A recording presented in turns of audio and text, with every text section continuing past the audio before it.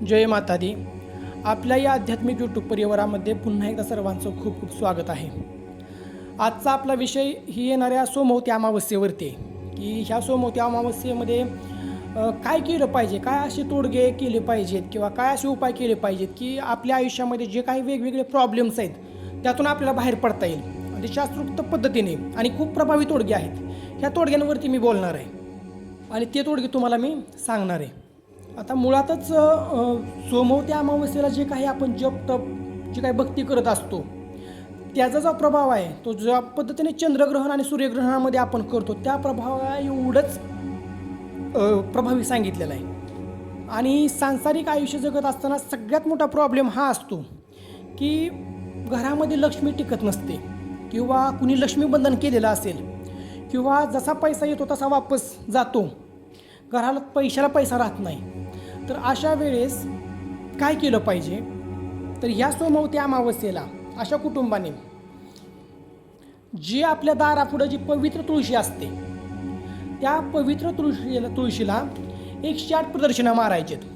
पण प्रदक्षिणा कशा मारायचे त्याची एक विधी आहे. पहिल्यांदा पंचोपचारी त्या तुळशीची पूजा करायची आणि पंचोपचारी पूजा केल्यानंतर हे जे काय तुमच्या समस्या आहेत ह्या त्या आईसाहेबांना सांगायचेत आणि त्यानंतर विष्णू नामाचा जप करत करत 108 वेळा त्या तुळशीला प्रदक्षिणा मारायचेत. तर जे काही आपल्या घरामध्ये हे जे काही आर्थिक अडचणी तयार होतात ह्या आर्थिक अडचणीतून बाहेर पडण्याचं काम ह्या सोमवती अमावस्येला ह्या उपायाने होतंच. आणि हे उपाय हे अनुभवलेले उपाय आहेत. भरपूर जणांना ह्याचा फायदा झालेला आहे. त्यासाठी सोमवती अमावस्येची वाट बघावी लागते हा उपाय करण्यासाठी सुद्धा. आणि या उपायाचा जो पुरावा आहे जो स्कंद पुराणामध्ये सांगितलेला आहे हा उपाय, त्याच्यामुळं हा एक प्रभावी तोडगा आहे. जर घरामध्ये लक्ष्मीबंधन जर केलेलं असेल तरी हा उपाय करायचा. नक्कीच सोमवती अमावस्येला ह्यातून बाहेर पडतंय माणूस. आता काय लोकांच्या घरामध्ये पितृदोष असतो, त्यांच्या कुंडलीमध्ये पितृदोष असू द्या किंवा घराला पितृदोष असू द्या, त्याच्यामध्ये सुद्धा ह्या सोमवती अमावस्येचा फायदा करून घेतला पाहिजे. त्यासाठी त्या दिवशी सकाळ सकाळी ब्रह्ममुहूर्तावरती उठून पवित्र स्नान आंघोळ करून शिवमंदिरामध्ये जायचं आहे. शिवमंदिरामध्ये गेल्यानंतर पंचोपचारी भगवान शिवांची उपासना करायची. त्यानंतर त्यांना जे दूध असेल, कच्चं दूध असेल, पाणी असेल, बेलफुलं असतील, ह्या सगळ्या गोष्टींनी त्यांचा अभिषेक करायचा आहे. आणि भगवान शिवशंकरांना प्रार्थना करायची की मी आता 108 म्हणजे एक माळ पंचाक्षरी मंत्राची देतोय तुम्हाला.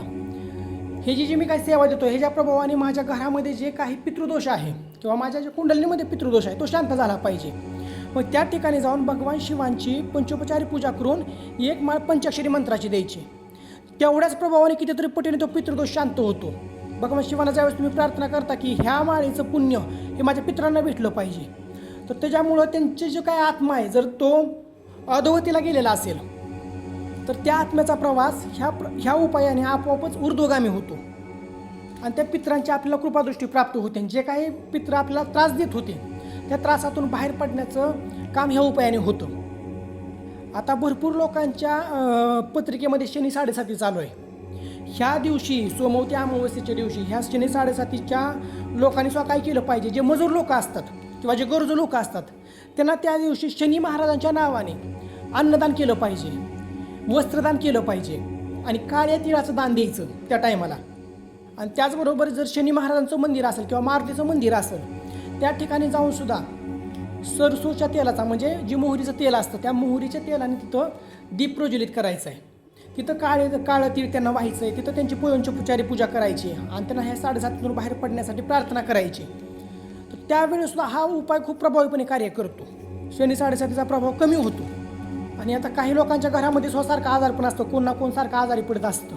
अशा लोकांनी सुद्धा काय करायचं, सकाळी लवकर ब्रह्ममुहूर्तावरती उठायचं ह्या अमावस्येला आणि पवित्र नदीमध्ये स्नान करायला जायचं जिथं नदी असते. पण जर नसेल तर घरामध्येच गंगाजल अगोदर टाकून पाण्यामध्ये अगोदर गंगाजल टाकून त्या पवित्र पाण्याने आंघोळ करायची आणि दिवसभर हरिकीर्तन करायचे. देवाला प्रार्थना करायची की या आजारपणातून आम्हाला मुक्तता द्या म्हणून.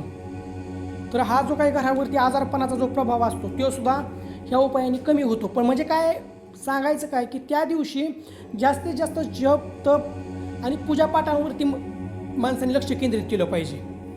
त्याचं फळच आनंद पटीने भेटणार आहे. भरपूर आपल्या आयुष्यातल्या अडचणी दूर होणार आहेत. तर आपली माहिती जर तुम्हाला आवडत असेल नक्कीच